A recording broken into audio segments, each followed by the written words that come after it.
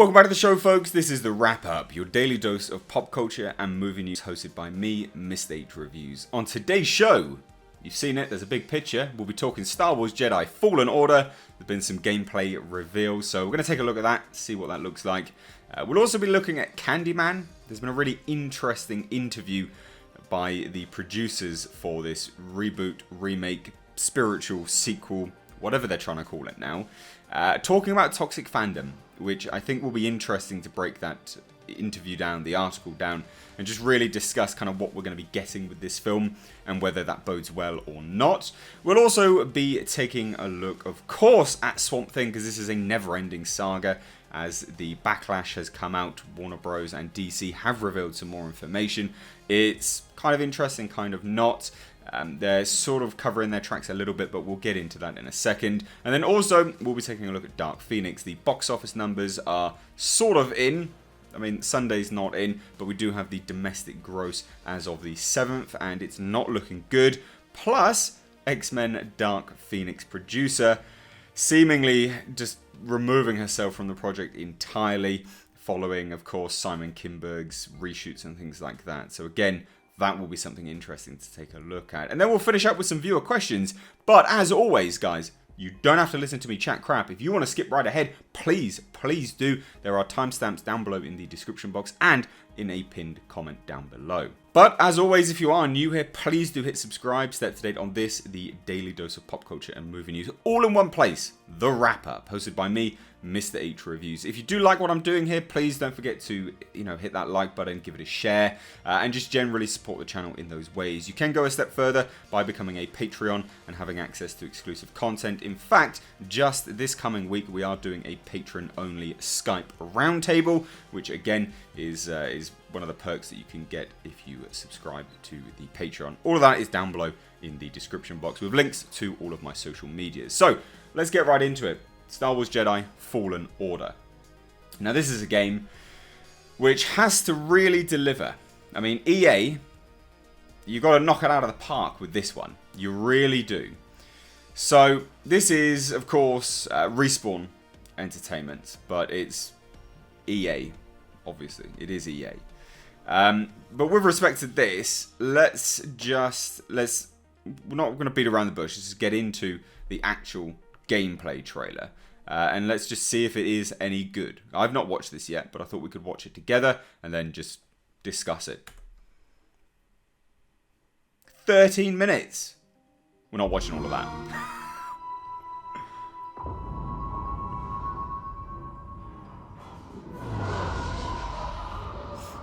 Alpha game footage. Okay. It's quite crisp.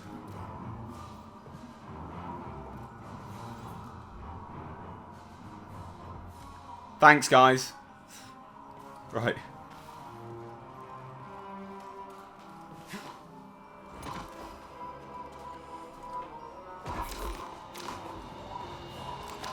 Interesting. What was that?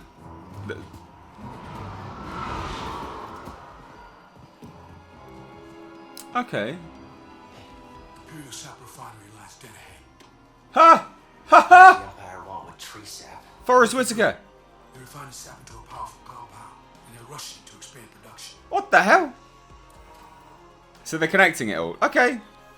We have to stop them. That's the plan. We don't know they're in game until they spread themselves too thin. Skip right ahead. We'll just take a look at some more of the footage. Hopefully there's some combat. That's what we really want to see. It's what we do Star Wars games for combat, right? And using the Force and all of that good stuff.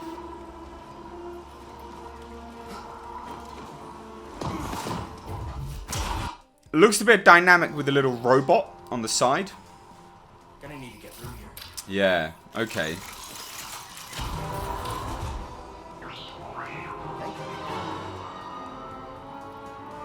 Can I just use the Force? Pull him?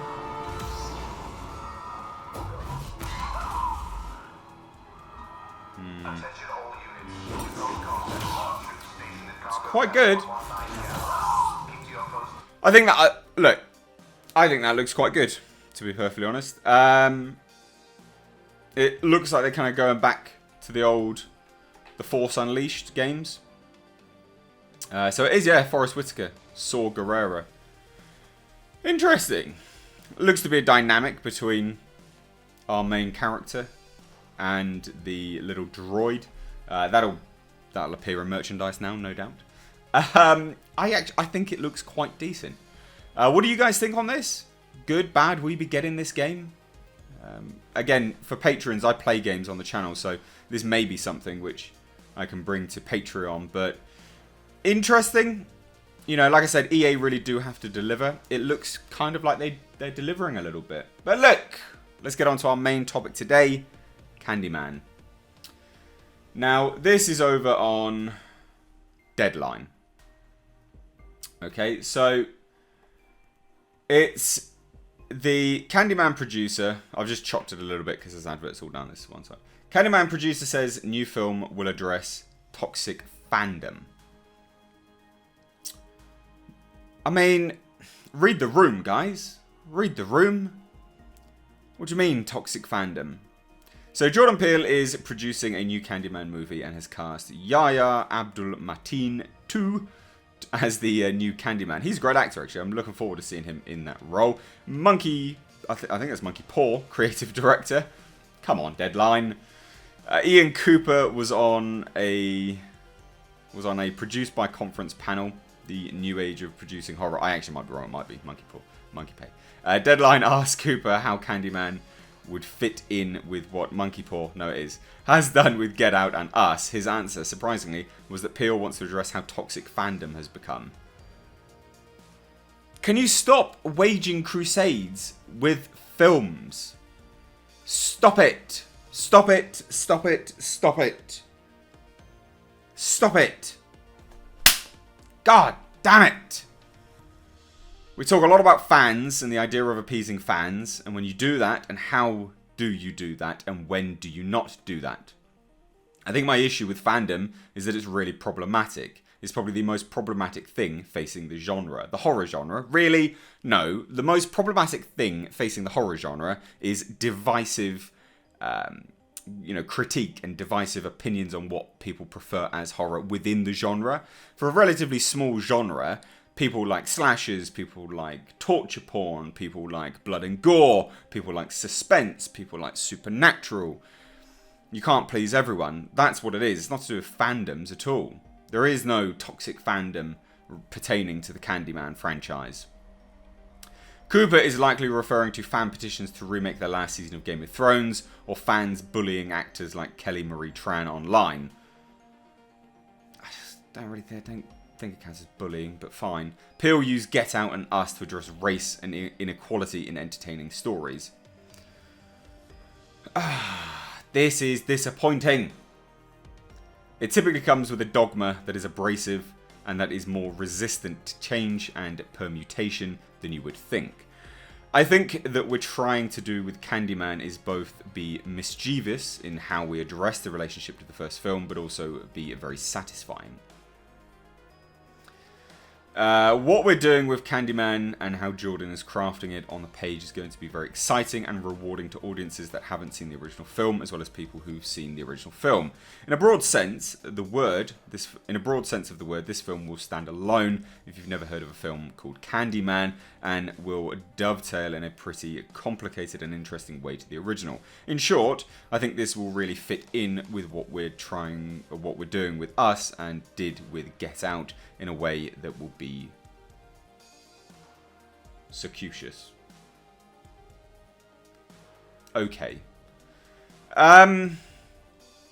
It's okay. So Candyman that Peele is now producing is the latest of many approaches Peele has attempted. It's something Jordan has been talking to me about for many years, and it's gone through iterations that are so high concept. Fuck's sake. That word, that phrase. Oh, it's high concept. Can you get your head out your ass? High concept. It's so pretentious. It are so high concept, they're basically a Gus Van Sant film. They've gone through many iterations, let's just say. Tony Todd said he will actually be in the new one. Oh. Interesting. So Tony Todd had said he would be in it, but now the producer has said Tony Todd is just no comment, full stop. Oh, that's a shame. Sounds like they're doubling back on what they said with Tony Todd. This sounds crap. This sounds absolutely trash. Can we stop? Can we stop waging crusades of social justice and just socio-political nonsense in films? Or just, just a little bit, just once would be good. Such a shame. Such a shame. And this comment here is laughable. Laughable. It's something Jordan has been talking to me about for many years, and it's gone through iterations that are so high concept. It just reminds me of that South Park episode where they're all in San Francisco farting into wine glasses and sniffing them. It's so smug. That's all this is. It's super, super, super smug. I think this is atrocious. And it does seem to be that Tony Todd may not actually be in the film now, so that's a shame. But I hand this on over to you. Do you have any better thoughts than I do on this? Let me know down below in the comments section, because I'd love to hear it, genuinely. I would really, really love to hear it. Let's move on. DC. DC's universe and Swamp Thing. Okay, so obviously DC Universe has cancelled Swamp Thing. A lot of people are kind of confused about this because it's still airing and it's still being advertised. Yeah, they're going to release what they've shot. That's standard. Very, very standard. But also this caused everyone to be concerned about the DC streaming platform, naturally, because they've essentially got nothing going on. And I think to be honest, they're probably just catering it more towards children now, by the sounds of it, with these shows that they're releasing. So they will release the 10-episode season, I think it's 10 episodes, of Swamp Thing, but they're not coming back for a second season. So it says, DC Universe, this is all via the moderator Applejack in their Watchtower community forum, has issued a response to Swamp Thing's cancellation. Applejack reiterated that the full 10-episode season of Swamp Thing will continue to air on DC Universe, but added that there are no current plans for a second season. Unfortunately, that is as far as the response went. So they said, we appreciate there are questions as to why, but unfortunately we're not in a position to answer at this time. You are, just not you. They could release a statement, they judge choosing not to, because they're looking to see which way the dust settles. And then they state, we've got a lot of exciting plans for our other shows in the works and look forward to sharing more in the coming months. So that's obviously basically just stating that the streaming platform's not overly in trouble, but I think it is. I think it really is. And they state that's all the information I have to share at this time. Now that you have the goods, we will be going back through the threads and removing, this is the important part, we will be going back through the threads and removing the false rumours and speculation that this choice means DC Universe or any other of our original series were affected. Why? Why can't people speculate? Damage control at its finest. That is damage control, guys. Ladies and gentlemen. They're going to go through all of the forum and delete posts and speculatory threads. Unbelievable. Unbelievable. So I hand this to you. What do you think of this? Because I think this is terrible news. Personally, I think this is really, really bad news.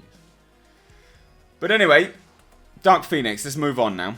Okay, Dark Phoenix took 14 million domestic on June 7th. Or as of June 7th. So its opening weekend hasn't got the full numbers in yet and doesn't have the worldwide box office total either. But currently this is, I believe this is the lowest in the series of X-Men. If I remember rightly from looking at the other numbers. Did it deserve this amount? I'd almost hazard a guess that 14 million was potentially a little bit too much for it. I don't think it deserved that. I did not like this film. I thought this film was personally very, very boring. I will link my review to this actually down below in the description box if you want to stay tuned for that. You can just go and click that link down below. I thought this film was very, very, very dull. In fact, I think I said in that review, dull as toast. Toast is great. Don't get me wrong. I do like toast, and I like it buttered. It is very nice. But this movie was crap. And interestingly enough, X-Men producer has deleted this tweet, but she did say this: "Save your condolences. I had nothing to do with Dark Phoenix, or Apocalypse, or New Mutants." Now, this is a long-time producer on the X-Men franchise. And she is just distancing her. She's just damage control again. Distancing herself hugely from all of this works. Massively. Which is telling. I would say it's very, very telling. Very, very, very telling. I don't know whether this is, indicative of the reshoots that happened. Maybe Simon Kinberg took far too much creative control over the project. I think that's probably likely. But this is where we're currently at with Dark Phoenix. The producers are distancing themselves. It has a abysmal box office for the series. It's not going to earn its money back. I mean, what was the projected budget on that? Oh, it doesn't even have one. That had extensive reshoots. So, I mean, they essentially shot the entire third act, reshot the third act. A lot of money has been spent on that film. So, what do you guys think of this? What do you think of Dark Phoenix? Have you seen it? Did you find it boring? Let me know down below in the comment section. And just quickly, before we get on to viewer questions, X-Men the Animated Series. Good lord. I love this program. I absolutely love this program. But there are some interesting reports courtesy of the Hollywood Reporter. They are... is it just sending me through to... For God's sake. When you link things as a source, link the goddamn page. Well, anyway. Basically, there are some discussions about bringing it back. Now, it says, the one thing we'd like to do more than anything else is continue where we left off. So it's not just that they want to bring it back, but it's actually, they want to continue it where it was left off. Which, interestingly enough, this program, it ended super abruptly. And as well, the other one which ended super abruptly was the Spider-Man cartoon, Spider-Man the Animated Series. Both of these programs just kind of ended. It was really, really strange. This, it has the most iconic opening theme ever. In fact, I used to have this as a ringtone. That's how iconic it was. And how much of a fan I was. Oh, dear God. It was in that old, very, very old style of ringtones. I would love this to come back. What do you guys think? Have you ever seen this? And just for old time's sake, let's watch the opening theme. Just for old time's sake. Get ready. Previously on X-Men. In stereo.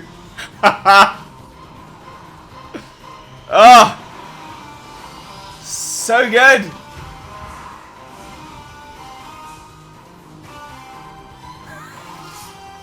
I'll stop that there.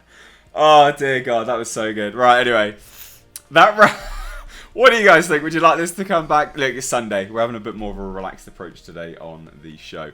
I'd love to hear your thoughts though. Would you want this to come back? Let me know down below in the comment section. Right now, we've got some time for some viewer questions. If you want to submit your questions to me, please do send them over to Gmail, mrhreviews@gmail.com, using the subject line, The Wrap Up. And then on this daily dose of pop culture and movie news all in one place, we can get to your viewer questions. So, let's drop in that mailbag and see what we've got today. Right, so Steve messaged in and he said, Mr. H, love your show. What do you make of Rambo 5? I'm a child of the 80s, so for better or worse, I'm watching it, but I think it looks solid. Your thoughts? I would completely agree. I think like the interesting thing about Rambo and Rocky and just kind of, well, some of the products from the 80s anyways, they started out really almost serious, then they went into comedic level of just bombasticness, and then they've doubled back around and now they're ultra serious again. I think it looks great. I genuinely think it looks great. I'm really looking forward to it.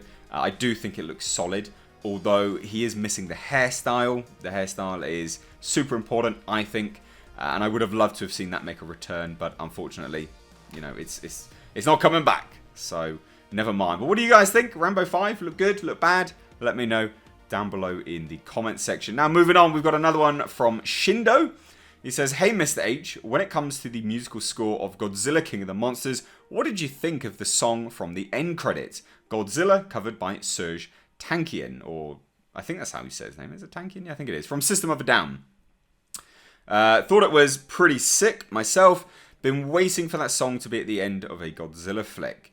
Also, what do you think the odds are that... Okay, so first question, I liked it. I did actually like it. And then he goes on to ask, what do you think the odds are that Rodan kicks things off against Kong, then Kong keeps bringing the smackdown to the kaiju to, in his way, protect humanity? Then Godzilla shows up, seeing this beast of a primate tipping the balance too far, and in that, it kicks off Godzilla vs. Kong. Okay, Well, interestingly enough, Charles Dance is said to not return in Godzilla vs. Kong.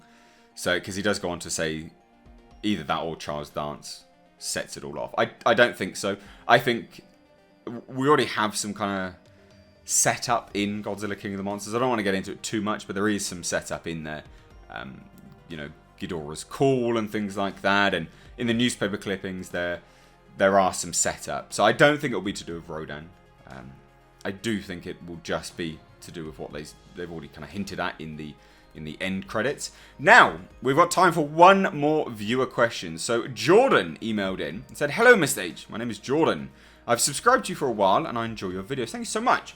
Now, I had been doing some research on the Netflix prequel series The Dark Crystal, Age of Resistance, and found an article that suggests it may be a multi-season program. I would like to know if you think it's true, and if so, what it may hold for the future of the franchise." And here is the link to the article. It is an IMDb article. With respect to the Netflix prequel series, they have set it far enough back in the timeline of the world of Thra for it to be a series, you know, a multi-season series, if they want it to, if it does well. I doubt they will, just because these are very intensive and they take an awful long time to make. This one has been in the works for years. So, in theory, they're not going to want to just tentatively put out a product for, you know, to decide whether they're going to put out another part of that product later down the line when they take so long to actually produce and make. It is just not good business sense because, of course, think about fast-tracking films. So when a film does especially well, they fast-track a sequel. They fast-track a sequel to capitalize on the good faith and goodwill that the first one has actually made. This one, they can't fast-track. They can't fast-track anything. And with respect to this is definitely being aimed at a new audience as well as returning fans of the original. So I can't see them doing it, but they have given themselves enough time in the timeline of the world of Thra to do it if they want to and if they feel like they can. There might be a second season already in the works, but I think it's unlikely. I think maybe what they'll do is do the season, maybe do an interim film. Who knows? But they've definitely set it far back enough for it to be an option if they want to moving forwards. But anyway, guys, that wraps it up here for me on the Daily Dose of Pop Culture and Movie News, the wrap-up, all in one place, hosted by me, Mr. H Reviews. A few things to note just before we wrap it up here today. A few people were commenting on the light source yesterday on yesterday's show. It was atrocious. It was so bad, it made me look like overcooked bacon. I completely agree with you there. As you can tell, I don't have a set built yet for this show. And the camera sources and the light sources that I'm using are all in flux. I am trying it out and trying out different things each time to see what works best. I mean, a few people will note that the audio has improved now. Previously, it wasn't very good. Again, it's all in flux. I've been trying out new things with this show. This whole show is just a tester run. You know, if it doesn't prove successful, I'll scrap it entirely. But each show, I am trying out new things here and there, seeing what works best, see what you guys like, and what you guys interact with. That light source was atrocious. hold my hands up. It was real bad. I am going to be relocating the light source, changing it up. And hopefully in the future, what I'm going to be doing is building a set. So I will have a dedicated set. Currently as well, I have a new camera on order because this one is so-so. It's all right. But when we start to blow up the image, it becomes a little bit grainy, like it's grainy now. And unfortunately, again, that's kind of predicated on light sources. So just wanted to say that from the top. It is a bit of an issue. I appreciate that, but it is going to be changing. So, guys, thank you for bearing with me. If you do enjoy this show, please do hit subscribe if you're new here. And if you just enjoy the show, please do hit that like button and give it a share. Guys, thanks so much for watching. As always, I've been Mr. H. Take care.